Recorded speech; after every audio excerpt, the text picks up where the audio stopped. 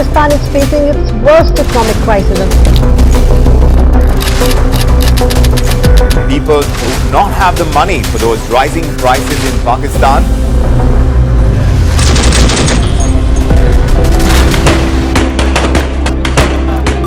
Pakistan is in crisis. It has a talent crisis.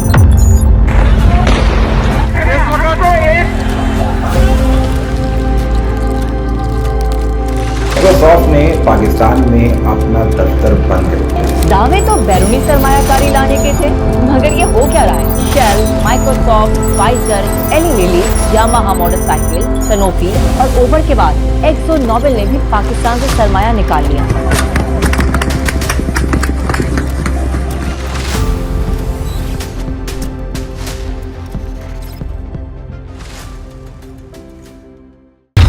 جنوبي اسیا کې پروت پاکستان یو وخت د نړیوالو قدرتونو، سازمانونو، بهرنیو سترو کمپنیو او شرکتونو د سر ټکی و. خو نن د خپل تاریخ له یو داسې پړاو تېرېږي چې پکې د ثبات او بې ثباتۍ ترمنځ واټن ډېر نری ښکاري.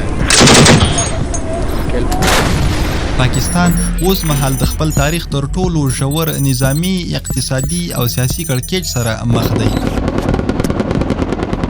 له یوې خوا د تحریک طالبان پاکستان او بلوچ بېلتونپالو وسلوالو بریدونو په 2024-2025 کلونو کې بیا زور اخیستی او د پوځ پر ضد یې د پام وړ پرمختګونه کړي دي.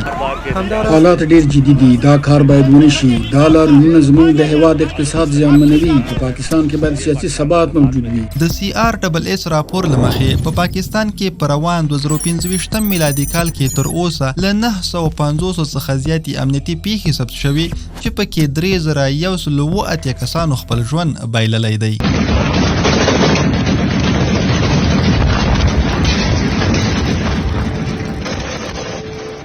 له بلې خوا اقتصادي انحطاط دومره ژور شوی چې د IMF 2015 راپور وایي پاکستان به تر 2019 میلادي کال پورې خپل بهرنی قرض 130 میلیارډ ډالرو ته ورسوي. حال دا چې د بهرنیو اسعارو زیرمې یوازې له 9 تر 10 میلیارډ ډالرو پورې پاتې دي او د پاکستاني روپیو ارزښت په تاریخي کچه ټیټ شوی دی. Pakistan is facing its worst economic crisis.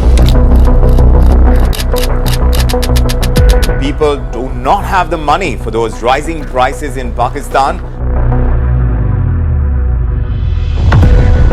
د صنعتي تولید کموالی، د بریښنا او ګیسو شدید کمښت او د خصوصي سکتور اعتبار له منځه تللو داسې وضعیت رامنځته کړی چې د نړیوال بانک د 2015 میلادي کال راپور له مخې په پاکستان کې د پانګونې او مجموعي تولید تناسب اوس 18% ته رسیدلی، یعنی د 1 روپۍ پرمختګ لپاره 18 روپۍ مصرفېږي چې دا د ناکامو اقتصادونو نښه ګڼل کیږي.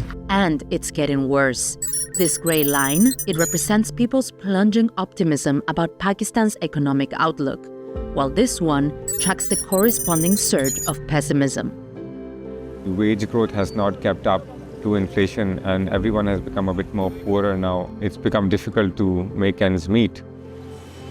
دا ټول عوامل د یوې اوږدې نظامي استخباراتي پالیسۍ پایله ده چې د هېواد بودیجه، بهرنۍ تګلاره او داخلي ثبات یې له کلونو راهیسې د ستراتیژي ژوروالي او جیو سیاسي کرایې پر بنسټ برابر کړی و، خو اوس یې خپل بنسټیز جوړښت له داخل څخه خوړلی دی. Pakistan is in crisis. It has a talent crisis.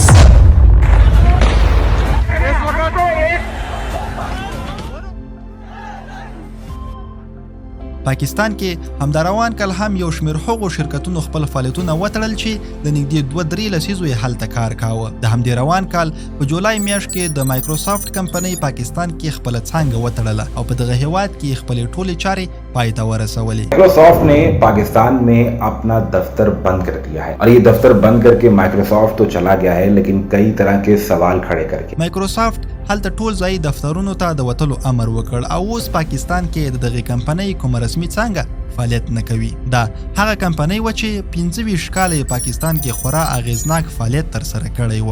د مایکروسافټ تړل یوازې د یوې کمپنۍ تړل نه دي، بلکې هلته یې د ډیجیټل نړۍ لپاره یو لوی درس او پیغام پرېښود چې پاکستان هیڅ ډول د دا ډول سترو کمپنیو د کار لپاره غوره ادرس نه دی. दावे तो बैरूनी सरमायाकारी लाने के थे, मगर ये हो क्या रहा है? Shell, Microsoft, Pfizer, Eli Lilly, Yamaha motorcycle, Sanofi और ओबर के बाद एक्सो नोबेल ने भी पाकिस्तान से सरमाया निकाल लिया। دغه کمپنۍ له 1991 میلادي کال څخه په پاکستان کې فعالیت کاوه چې تر ډیره صابونونه، شامپوګانې او د کور نور پراخ وسایل جوړول، خو په دې وروستیو کې خپل فعالیتونه بند کړل. د کمپنۍ په لاهور کې مرکز درلود چې ځینې تولیدات یې ان افغانستان ته هم را انتقالېدل. یا د کمپنۍ اوس مهال په دریم هیواد کې د ځای پر ځای کېدو په لټه کې ده ترڅو خپل تولیدات پاکستان ته له یو بل هیواد څخه راوارد کړي چې هم به یې فني او بشري قوه پاکستانۍ نه وي او هم به دغه هیواد ته ټیکس نه ورکوي.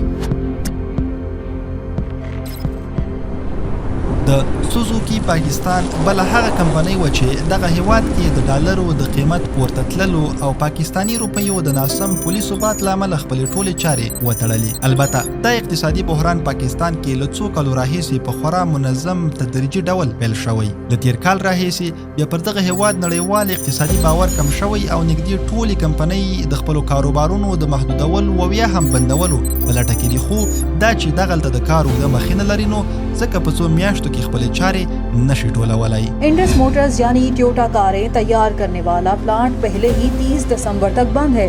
ټویوټا انډوس موټورز د موټر جوړولو هغه کمپنۍ و چې اوږدې مودې راهیسې پاکستان کې فعاله وه. د ډالرو د بحران له امله یې فعالیت ټکنی او ځینې برخې فلج شوې. درآمدات کی منظوری میں تاخیر، ٹویوٹا موٹرز کا پلانٹ بند کرنے کا. شیل پاکستان د تیل او انرژۍ دغه کمپنۍ خپل تجهیزات پلورلي او نور اعلان کړی چې پاکستان کې به فعالیت نه کوي. دوی ویلي چې د پاکستان ناسم او بې ثبات اقتصادي وضعیت ورته د پانګونې جوګه نه دی. شیل پاکستان میں صرف تیل صاف کرنے اور مصنوعات کی نقل و حمل کے کاروبار سے منسلک ہے.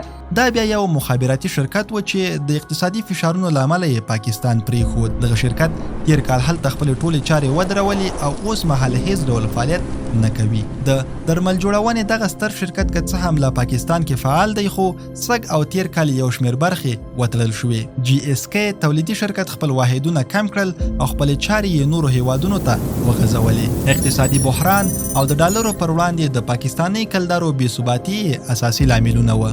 د نساجي دغو فابریکو لسګونه څانګې پاکستان کې له تیر کال راهیسې وتړل شوې او لا یې هم شمېر مخ په تړل کېدو روان دی. پاکستان د دغو فابریکو لپاره د برېښنا او خامو موادو پوره کولو کې پاتې راغلی. دغو فابریکو له ګاونډیو سره د پاکستان د ناسم چلند له امله صادرات هم نشوی کولی او دغه راز یې د برېښنا لوړې بیې هم نشوی پرې کوی، نو ځکه یې پاکستان کې خپل فعالیت خورا محدود کړ. په تیرو څو کلونو کې پاکستان کې لسګونه کورنیو او نړیوالو کمپنیو خپل کاروبارونه تړلي او له پاکستانه وتلي دي. ګڼې سترې نړیوالې کمپنۍ چې یو وخت به د پاکستان د پرمختګ نښې بلل کېدي نن هلته هیڅ فعالیت نه لري. دا وضعیت د غوره پالیسیو د نشت تسلسل، سیاسي بې ثباتۍ، د قانون د حاکمیت کمزورتیا او په پای کې د هغه ماموریت پایله ده چې پاکستان یې په سیمه کې د جګړې له لارې ترلاسه کول غواړي. دا یوازې ذکر شوې کمپنۍ او شرکتونه نه دي بلکې له څو کالو راهیسې له دغه هېواده په تدریجي ډول د کمپنیو د وتلو بهیر پیل شوی.